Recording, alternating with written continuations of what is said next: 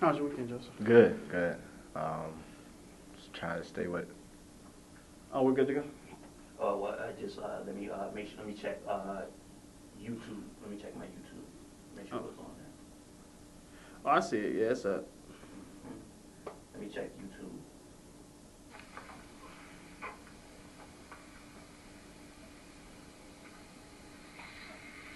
How's your weekend, Joseph? Good, good. Just trying to stay with. Oh, we're good to go? Well, I just let me check YouTube. Let me check my YouTube. Make sure it's on there. Oh, I see it. Yeah, it's up. Joseph, what's the name of the clinic again, just to make sure? Serenity Community Services. We have social media, Instagram, all that stuff. How's your weekend, Joseph? Good, good. Just trying to stay with. Oh, we're good to go? Well, I just let me check YouTube. Let me check my YouTube. Make sure it's on there. Oh, I see it. Yeah, it's up. Joseph, what's the name of the clinic again, just to make sure? Serenity Community Services. We have social media, Instagram. Okay, I'm going to get ready to go live. I'm queuing up the intro. Okay.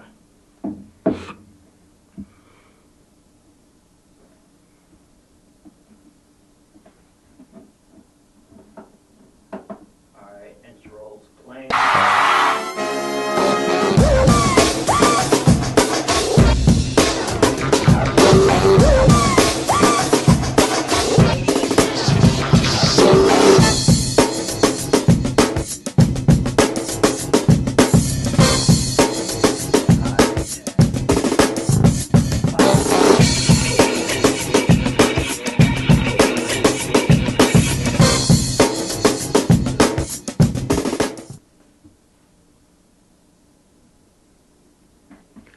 What's going on, everybody? This is Dontaye Carter with Beyond the Brand, brought to you by Carter Media Group and TOV Media, right here on Hits 92.3. I'm extremely excited about today. We're talking about mental health, which is near and dear to my heart. We've got Joseph Wright here from the Serenity Community Center, and he's gonna dive in. But I'm just really impressed by what he and his family have been able to build right there in South Fulton. And Joseph, thank you so much for joining us, man. I've been looking forward to this conversation. And I mean, how are you doing? What's I'm going doing on? great. Yes, sir. Thank you so much for having me. Yes, I'm doing yes. outstanding today. I'm really excited to be here. Good, good. And so for you, just talk to me a little bit about where the idea for Serenity Community Center came from and just what you all have been able to see it turn into now. Okay. Well, basically, Serenity was an idea that I could say my mother always had. My mother, she has a background in social services. She worked in DFACS for over 25 years. And while she was working in DFACS, I remember the nights she would come home and she would basically be talking about, you know, how she wants something different. Like, she didn't feel like there was enough being done to help the families. Mm-hmm. She basically worked herself up the ladder in DFACS coming from Virginia to Georgia. And I just remember it became a certain point in time where it became more than an idea to her, and it was something that she started putting an action plan towards. And I remember the night she was working towards it, going to school, working towards getting her licensure so she can open up her own practice. Yeah. And she just wanted to provide an environment where the clients were the main priority. Yeah. Yes, sir. And I mean, just being a part of that, because I mean, what has been a lot of, well, let me backtrack a little bit. What are you more inspired by when it comes to this? Because I remember when we met at Fonnie Willis' swearing in for judge. Yes, sir. And you were just talking about just how important just your clinic is to the area. Yes, I mean, sir. what inspires you about it all? Well, I think what inspires me the most directly is just knowing the impact that we're making. With mental health being such a issue that we're dealing with in our community, is running rampant, and you know, having our community being one of the communities that are most adversely impacted by it, I think that it's important to have services like ours where we're culturally competent. Like, Yeah. we have a lot of representation in Serenity that you don't see a lot of other agencies, in a lot of other agencies. And I know one of the issues that we run into in our community when we're looking to get mental and behavioral health services is we feel like we can't relate to the person that's administering the services. When I used to do research on it a couple years ago, we had a 1 percentile representation of African American social workers or therapists. Oh wow! So with Serenity, you have an agency that's full of that. It's full of cultural competence. I'll say that's one word that you want to look for when you're looking for mental and behavioral health services. You want to make sure that you go to an agency that understands you. That way you don't get misdiagnosed. And so when it comes to my community, we're right there, right behind Atlanta Metro Studios. And I just think it's so important to have, agencies like ours that are, invested in the community, invested in making a change, but also at the same time understand that we are combating a stigma and a bias in our own community. So we're doing a lot to change that at the same time. Yeah, and I think part of changing it too, right, is addressing what some of the issues are. And I think, for black people it's different. And I'm not saying just other people don't have issues, but I think, within our community there's a lot of trauma that's been passed down to us that we don't even realize it came from. When they talk about the way that young black men might feel even coming in contact with police. It's just so many different forms of trauma. That's right. And so when it comes to trauma, how do you really help to educate? Because we're talking about black people here. How do you help to educate them? Well, it's important to educate them on exactly what trauma is, and the warning signals and how to analyze that and apply that to the service that you're providing. And that's why I think it's important to have, again, agencies that can kind of understand that, because at the end of the day, when you get to it, 25 African Americans are 25% more likely to develop mental and behavioral health issues because of the trauma that we're seeing every day when we look on the news and we see people like us being shot down by the police, or we see people like us being arrested at the rates that we're being arrested. That's trauma in itself. Just having to go out into the world and think about, wow, at any moment this can be us or this can be me. So being able to address what exactly it is and talk about it for what it's worth, I think that's one of the best ways to really impact it. Because I've always been curious, right? Like I felt like I had to kind of feel my life kind of come to like a screeching halt before I picked up the phone and sat down with a therapist. Just let me sit on your couch for a couple of minutes. You know what I'm saying? Yes, what would you say, I guess, the top 3 reasons people come to you all are? Well, I think number 1 would be, it kind of goes back into the story I was telling in the beginning, is the environment that we set for our clients. That's why my mother named it Serenity Community Services, because she wanted it to be a serene environment where you can come in and it's not so chaotic. It's not chaos. You can come in and speak directly to the intake supervisor, and that can go directly into your appointment with your doctor and your therapist and everything like that, and just knowing that you're being prioritized, your goals are being prioritized. The things that you want to work to, it's not our agenda that we're looking after, is the client's agenda. So I think that's one of the biggest and best things that we hear, besides the quality of service that we provide, is just how we make our clients feel. Number 2, I think would come back to that cultural competency, and it's not just for African Americans. It doesn't matter what type of demographic background you're coming from. At Serenity, we have a rich pool of diverse staff that's just able to help you and assist you. So I know that's one thing that people often talk about as one of our pluses. And the third one, I think, is just our reaction to crisis and the way and the people that we have on our staff. Most of our therapists, well, not most of our doctors and our therapists are very well known. And they have great resumes, and you can look them up, and basically we just developed a super team, I like to say, of therapists and mental health professionals that can help the client. Yes, sir. What are some of the cases that you've seen working in this field that really opened up your eyes to see, okay, wow, like my mother was on something. We are needed in this space?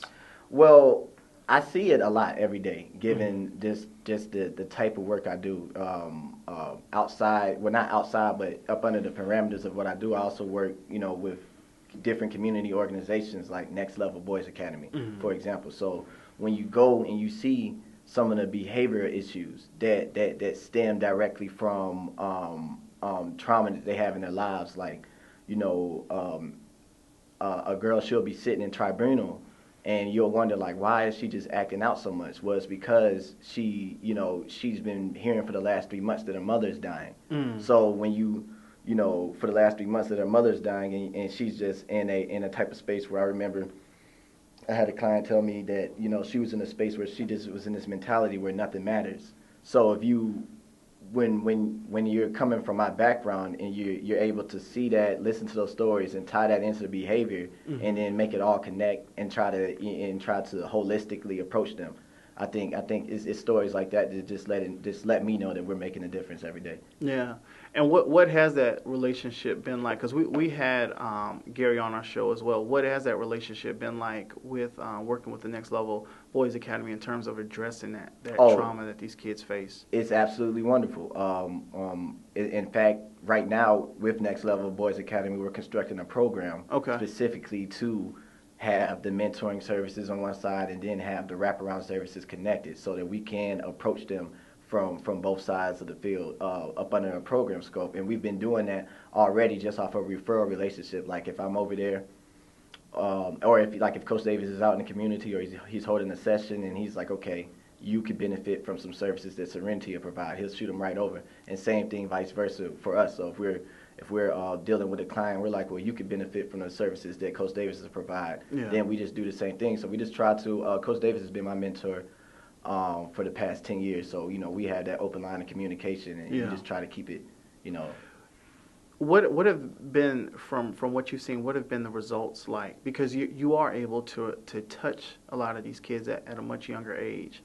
So what are some of the results? Because, I mean, we might see kids acting out, to your point, but we don't always see the underlying effects of that trauma. And so to get them to that end result, what has that been like, and what are you seeing? The results, I would say, are outstanding. There's plenty of examples of kids basically just turning their lives around, getting it together, fixing their behavior issues in school, especially when they come fully up under the scopes and we can provide them full scale services. That means that we'll be able to assign them a case manager to help them throughout the day. We'll be able to assign them, liaisons for their everyday activities. So, like for a student example, we'll be able to send somebody into the school, into the classroom with them, that sits there and monitors their behavior and is able to track them as it's increasing. And we've had, like I said, students just completely turning around. So when you send people into the schools with the students, what was the thought behind that, and what were you all originally hoping to accomplish?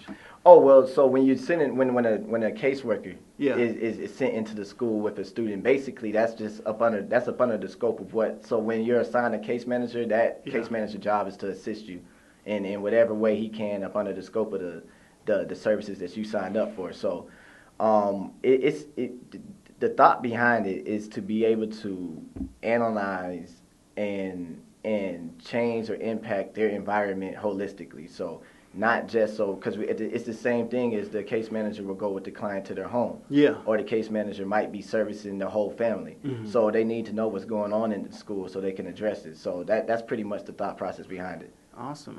No, it's always good, because for somebody like me, I find myself always trying to understand, okay, how does A connect to B connect to C, and so forth, because it's like, I'll use me for an example. I know when I sat down with I'm not even sure if I'm using the right term. I call him a therapist, but but that's usually the first word that everybody uses. Yeah. And so, but as I sat down with him and spoke, one of the things that we talked about was, he was just like, well, how are you doing this week? And for me, it just like, having that person to go and sit down and speak with and just really talk in depth about what I'm going through, what I'm feeling, what I'm dealing with. Right. It meant so much just to really kind of unload some of that mental baggage I was carrying. And it was just one particular week where it just felt like just every time I turned the TV on, it was officer involved shooting, officer involved shooting, officer involved shooting. And of course, it's like black kid, black kid, black kid. And so it just gets overwhelming. Right. But at the time, I couldn't really pencil in what was driving me bonkers. Right. And so we kind of went through what I had seen, what I was experiencing, and we talked about these cases. And he was like, so here's what I'm going to have you do. We are limiting like what you watch on news and in social media to, a small fragment of my day. And, we'll check in at this time and see where everything is. And it was just crazy because for me, you just don't realize the impact of what you're consuming from the media until you're at this this point where you just feel like you want to run out to the top of the roof and just scream, But it just helped me to see the effects of just trauma. And, we had at one of the groups that I'm in with one of the guys, they had a counselor come out and speak. And my first question was like, man, if I can feel like this about something as small as just watching TV, like what is the impact of systematic oppression and injustice do to me? You know what I'm saying? Because it's a lot that we see, that we talk about, but how often do we kind of connect that to how we're feeling, what's going on in our brain? And so that's why I was so excited to have you on, because I'm just like, man, this is something, that we've got to talk about, because I don't feel like we talk about it enough, you know? Yes, sir. And to piggyback that, like you said, that feeling that you were having, that's so common against African American males. We're actually more likely, 25% more likely to need the services, but we're less likely to look out and receive the services based off of the stigmas and the biases that we have against it in our own minds. And it's interesting because it's like my mother says, it's like in our community we feel as if we can pray away the issue, or just kind of, it's just all these cultural things that we like. When we're feeling sad, we're feeling down, we're going to go to the church, or we're going to go to the Bible, which these things can be useful. But it's like if you had cancer, you would go to a cancer specialist. Yeah. So if you're dealing with an issue that feels emotional, then you would want to go to a emotional specialist or a mental health professional, somebody that can help you pinpoint like that professional did for you, pinpoint the issues and just practice. It's a daily thing. Like your mental health is the same as your physical health. You have to practice and work at it, and you got to develop tools that can help you pinpoint what the triggers are, what your triggers are, and then change them, impact them and work on them. So, but I mean, that's the crazy part about all of this is like, you talking about triggers, like he had this whole conversation with triggers, gave me a book, gave me homework. I'm like, man, homework? I got to go back to school for this? But it's like people just don't understand it. Like, you got to go back to school to understand you. You know what I'm saying? You got to figure out what these triggers are, and that's what I was just extremely grateful and thankful for, is because I remember one time, like after he had given me these resources, he followed back up, and he was like, "How you feeling?" And I told him. He was like, "You feeling? So you tell me this is like 2 weeks later, and you feeling the same way you did week one, day one?" Right. And I was like, "Yeah." He was like, "You haven't been looking at these resources, have you?" Right. And I got real quiet, because it was kind of like. And I remembered he kind of just went back to this point of, look, man, you got to do the work. When it comes to these issues and these places, you've got to do the work. And there's nothing wrong with saying, I've got to work on me. And I mean, it was so crazy, but what helped me to be able to go see him, in all honesty and full transparency, was the fact that he was in that space and he looked like me. You know what I'm saying? Like, if he didn't, I don't know if I would have gone. Yes, sir. Because I would have been like, what's the point of me being there? Am I really needed there? And I mean, that was one of the things that helped me to go see him, to sit down and even talk to him.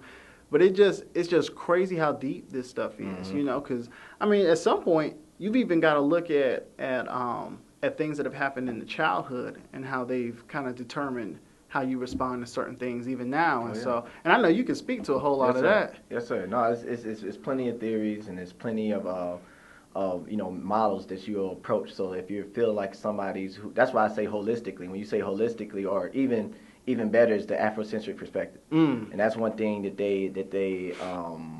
they focus on at Clark Atlanta. It's one of the only schools that focuses on the Afrocentric perspective so much. But what a perspective is in this field is a lens in which you see things through. And what the Afrocentric perspective does for you is it tells you that from the scope of Afrocentricity, what it does is it tells you that you need to be able to take a person's whole being and take that into account when you're analyzing them. Now, I know that probably sounds simple. It's like that's something that you would always do, but in other models or other perspectives, that's not the first thought. Is to take their whole being or their whole like everything that comes along with them. So that's their childhood, that's their adulthood, that's their everyday, that's racism, that's systematic oppression, that's that's like sharecropping. It takes all those issues, lack of educational, lack of education, lack of access, purposeful or unpurposeful. You got to take all of that in when you're looking at somebody through the Afrocentric perspective, and that's how you come up with your treatment plan or your plan as to which you will, be able to, make a change with them. So yes, sir. Yeah, it's plenty of things and there's plenty of theories that make that, bring things like that out, like their childhood. Yes, sir. Do you guys, because I know I'm assuming it's got to be a little easier maybe to get women in compared to men, or not really? Well, yes, sir. Because I mean, it's pretty even, but because the stigma doesn't just stop with men for sure. Okay. But I can say women are a little more prone to go out and look out the services. I mean, look for the services. So, would you say that you all see a huge increase in women who deal with sexual trauma related to sexual abuse and assault and different things like that? Yes, sir. I mean, that is a lot of the clientele, and most of the times when you're dealing with a mental or diagnosis, it makes you more prone to issues like that, like the sexual trauma and things of that nature. Wow. Because people might try to take advantage of you. Yeah. And so, what would be some of the things that you would do to kind of help people in those situations when they come down to see you, and what would be kind of that starting point, that focal point for them? Just the first thing you would want them to do is just try to find their biggest, their resources. Like look through the resources, connect yourselves to services. Try to do your somebody for you, because the quicker you get connected to services, that's when once you get connected to services, like at Serenity, then the case manager will come in and just help you with everything else, or your therapist will come in and just help you with everything else. That's when they can create the treatment plan or just the plan of action they're going to use to assist you in your life. So the best first step for me, I would always say, would just be to just try to go through your resources. Yeah. Yes, sir. Yeah, I always wondered about that. And it was,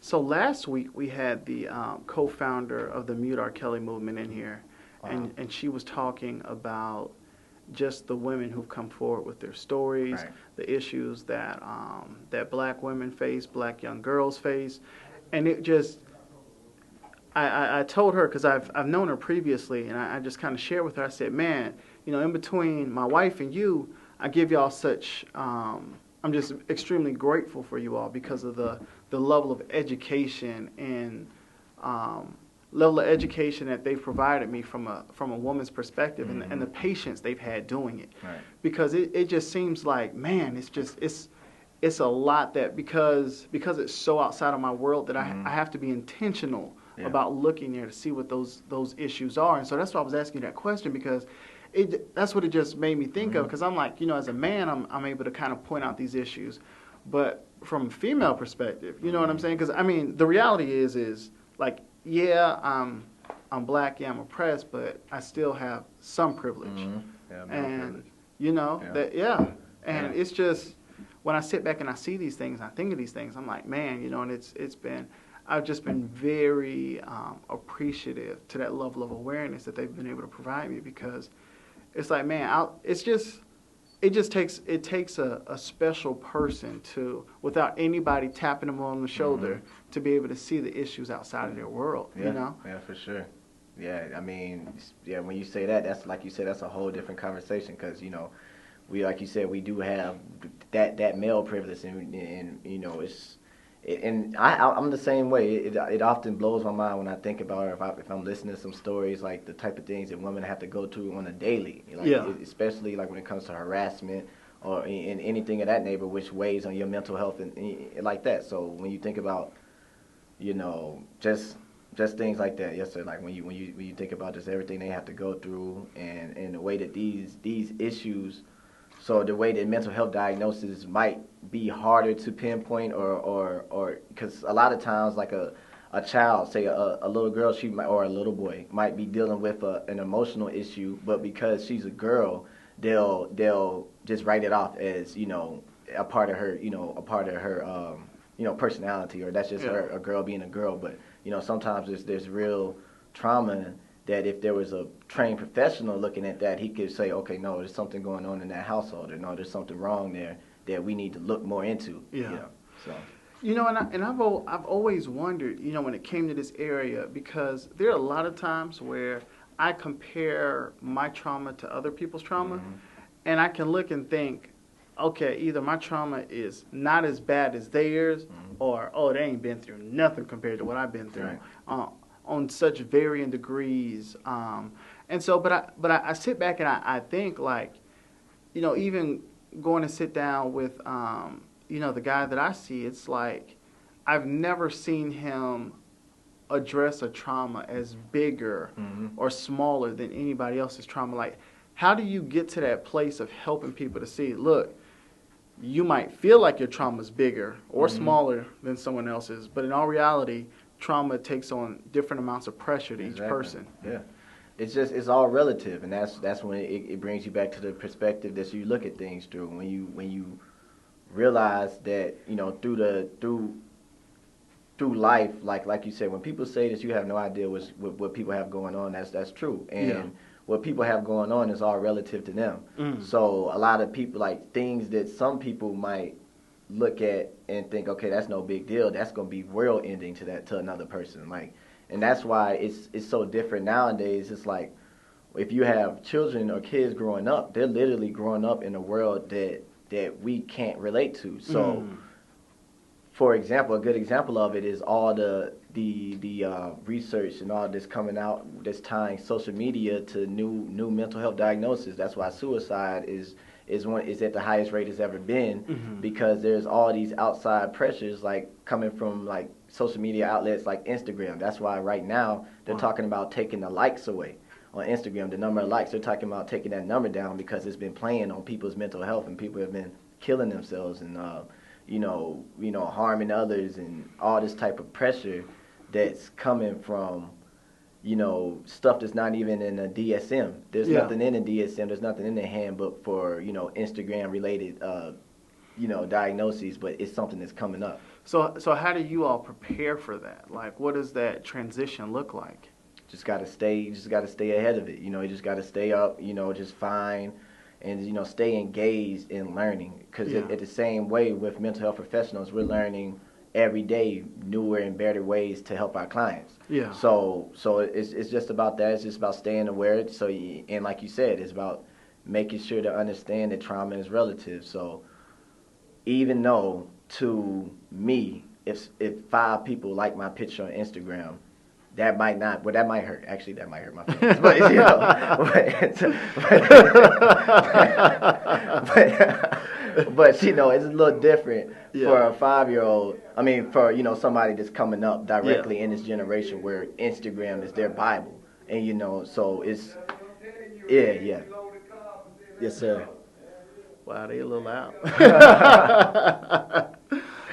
But, you know, and that's, you know, that's something that I've always been, like, curious, because I know, like, you hear a lot of folks talk about, like, suicide and different things, but I feel like even within suicide, like, Dave Chappelle had the joke of, like, you know, I've gone through X, Y, and Z, but I never thought about killing myself. Right, exactly. You know, but, I mean, the reality is that thought does cross our mind sometime. You know what I'm saying? And so, like, even within a group of people who it's tough to get them to come to you all to see that they need help, how do you bring about, because I mean there's so many issues. It's not just suicide. You know, you've got depression, anxiety, you've got PTSD, you got folks who are LGBTQ coming out, the impact of that with their family. I mean, they're not new dynamics, but they can be traumatic, you know. For sure.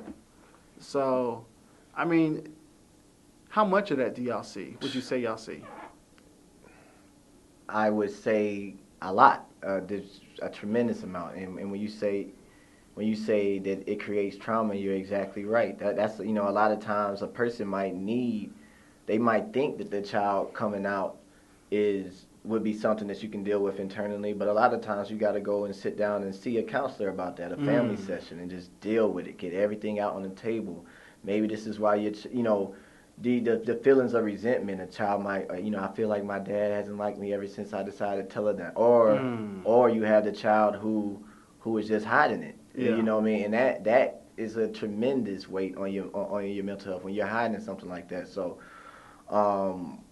yeah, when you talk about it, and the good thing is once people get to us and once people make the decision that they want to look out their services, once they get inside the room, they're pretty much open. Yeah. They're open to try to let us assist them in any way that we can. So, that is the good thing about it is once they get to us, they've pretty much and once we are, like for me, for example, what got me really into mental health, and then I was like, yes, it was like my family, business, and it's kind of been something like my mother always said I had a social worker's heart, but it wasn't until I took a class on masculinity, and I felt like I was reading about myself in a book, like everything that I felt, they basically, and it was about masculinity, but even more so African American masculinity, and the way that we try to the way that we carry ourselves as a result of how our minds are conditioned in certain instances. So when I read that and I kind of read about some of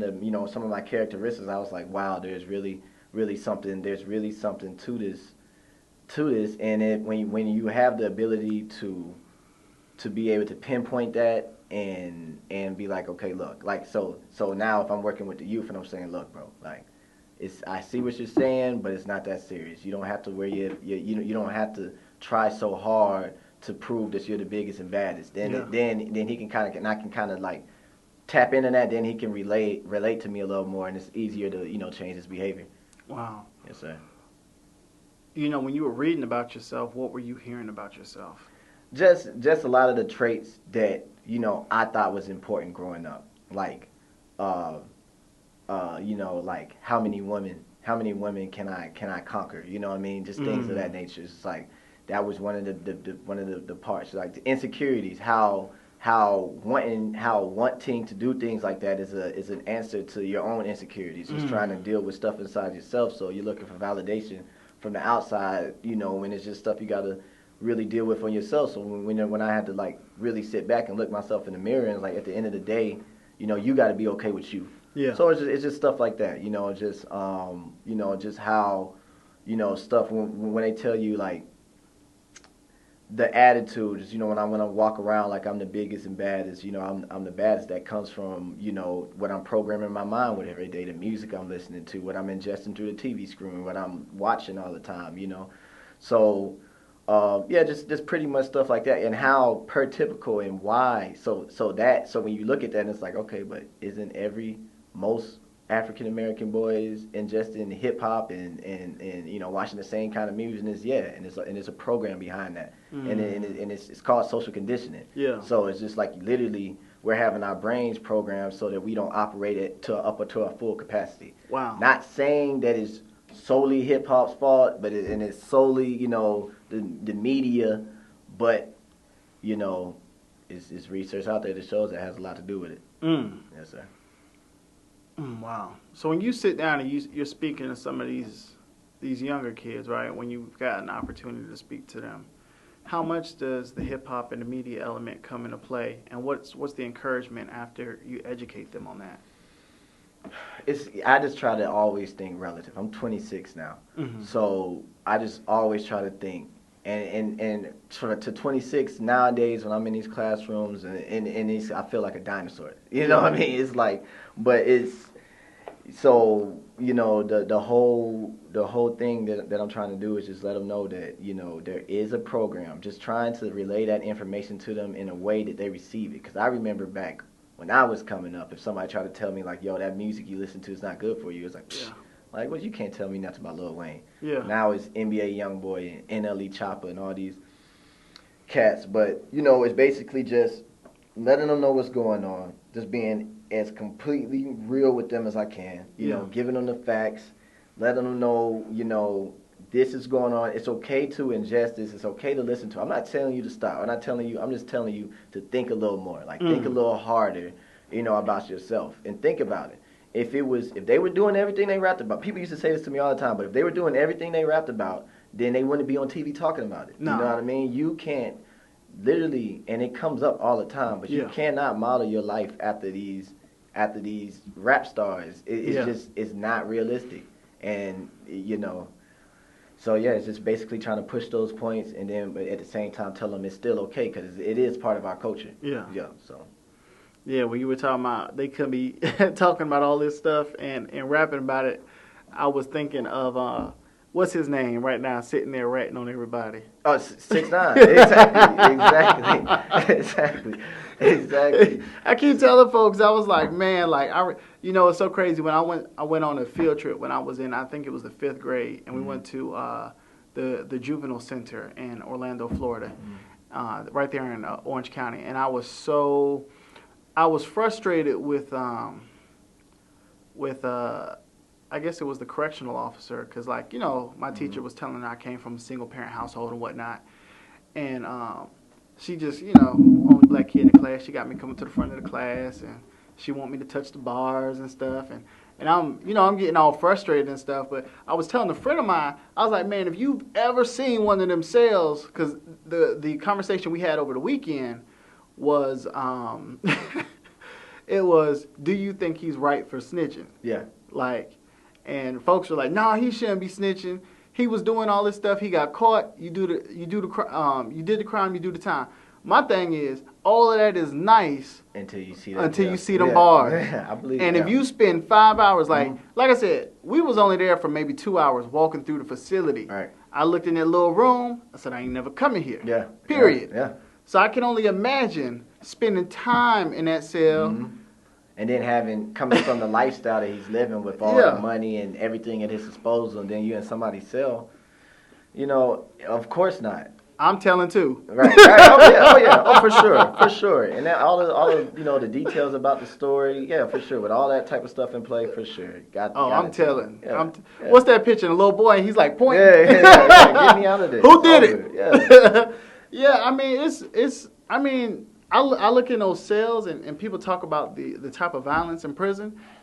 It's I can terrifying. only imagine what being in a very small room like that for 23 hours of the day does to the mind. Terrifying. And that's one of the things does to the mind, right? Yeah, I mean, that's a whole nother, and that's why you would need, you know, that's why they have all these reform services for people when they transition out of prison. Yeah. Because there's no rehabilitation going on. You know what I mean? It's not a rehabilitation center. It's just a center where they just they compound the issues and they just make them all worse. And when you talk about the stories that you hear, they are terrifying, but those are the stories that get no attention, no play, no spotlight. All they do is spotlight and glorify going in prison and getting out, but nobody ever talks about what they go through while they're in prison. So yeah, I think that's definitely a big part of it.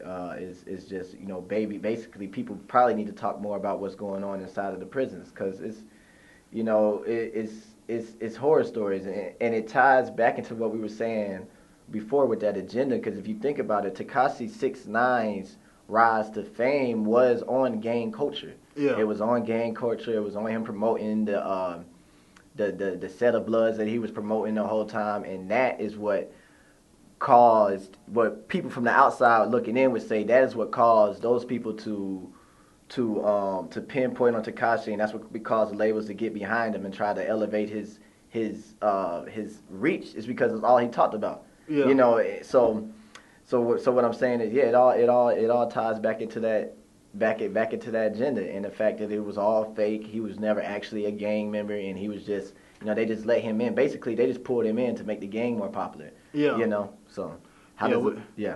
You come in, give us some money, and you can ride with us. But I mean, you know, that's the whole point of what I'm getting at. It's like, you know, this lifestyle is glorified, and you never think of the impact of what that lifestyle will do to not just you, but your family. I mean, you got kids coming up without fathers. Right. You know what I'm saying? So you take a father out of the household, how are you learning how to become a man? How are you learning how to how are you learning how to treat a woman? How are you learning how to date a woman? You know what I'm saying? Just all of these things, and so it just creates all these other voids, which create all these other traumatic experiences, and it all just continues to trickle down. It's a cycle, man. It's a vicious cycle. That's what they. And it's a cycle that was created to. It's a well-oiled machine, like they said in the Raymond Alexander said that in.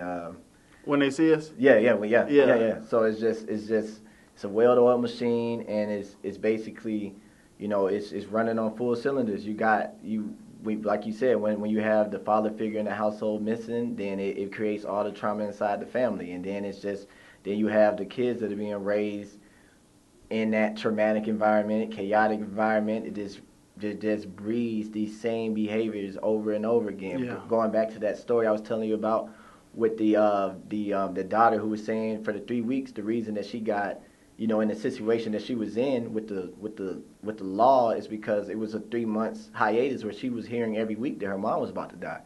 So, it all ties back in where, and her word, and, she's already talking about how, there's already not enough to go around in the household and things like that. So when you tie all of that in together, like how all of these different pieces are fitting together, and you can see how you have this child who at the base of it all just needs help. Yeah. You know what I mean? She needs somebody to help her, and beyond just helping her, maybe give her tools to deal with her mental health. So the next time she's in that space of mind where she's like, forget it, she knows how to pinpoint it and do something different. And that's the crazy thing about it. And so, I've read medical studies that even show that kids growing up among gun violence have PTSD similar to what soldiers had in Iraq and Afghanistan. And then they even released a new study about the impact of gentrification and how the poor kids have PTSD similar to soldiers in Afghanistan and Iraq. And for me, it was tough to kind of make that correlation, but it goes back to what you were saying about that trauma being relative and the impact of it. And I can definitely see the impact, but it's one where I wouldn't say, you think about a soldier fighting for his life compared to a young kid, but the reality is being displaced, being homeless, not knowing where that next meal is coming from. Like it's still a similar state of survival. Right. You know what I'm saying? Which is just crazy to me. Yeah. And so when I read this stuff and I look at y'all, I'm like, hey, go see them. Yeah. Right, Right, yeah.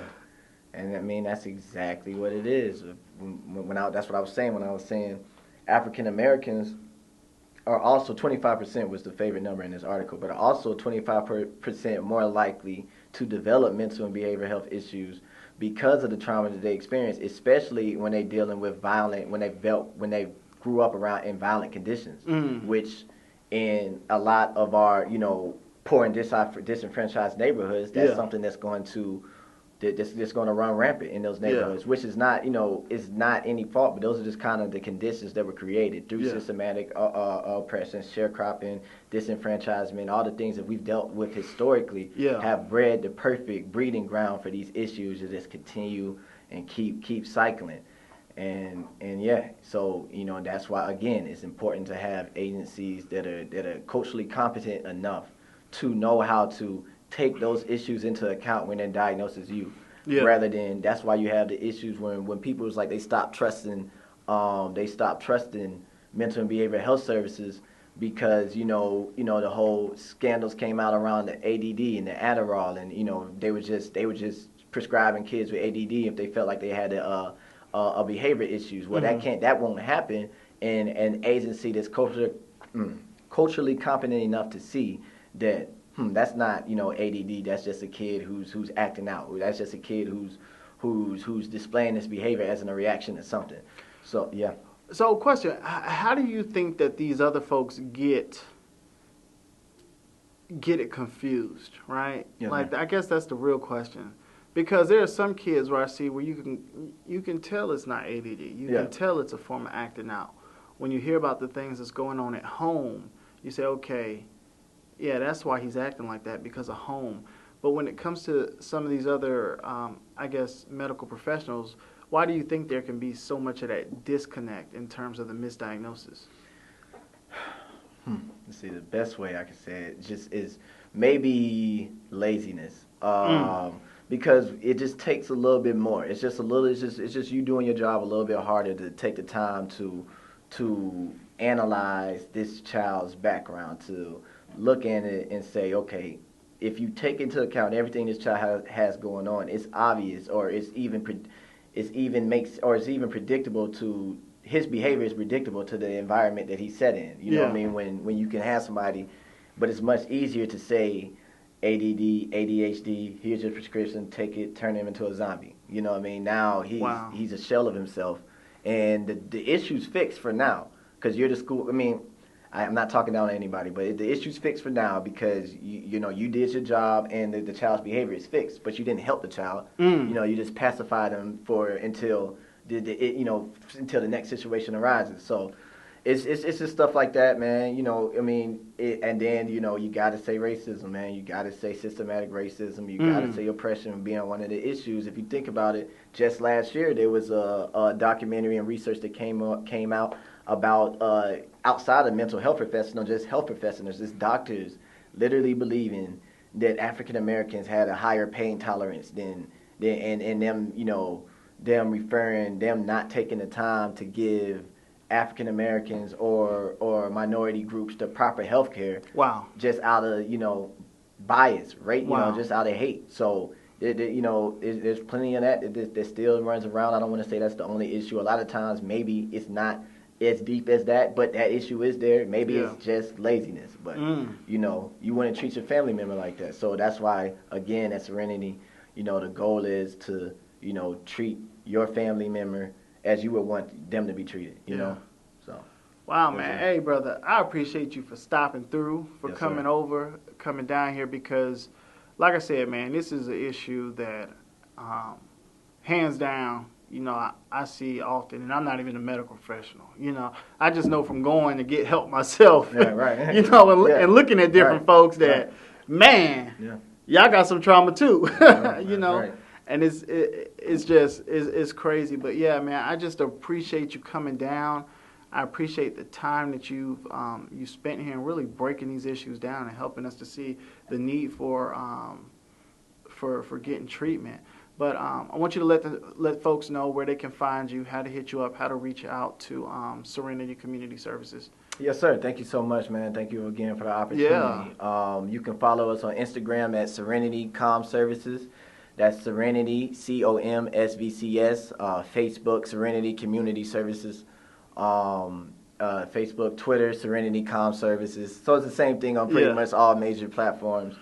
And yes, sir. And I'm on the so on my personal Instagram, you'll see a lot about Serenity, and you'll see a lot about the other community things that we do. So you can also follow me at JHWII on Instagram. And yes, sir. Awesome, man. You got any parting words? Any words of wisdom? Man, just like we were saying a little bit earlier, man. Your mental health is just like your physical health. You have to practice at it, and you have to develop habits that help you to move through navigating your mental health correctly, because it's just like anything else, and you want to be running at optimum. You want your mental health to be running at the highest level it can for you to be successful. Awesome.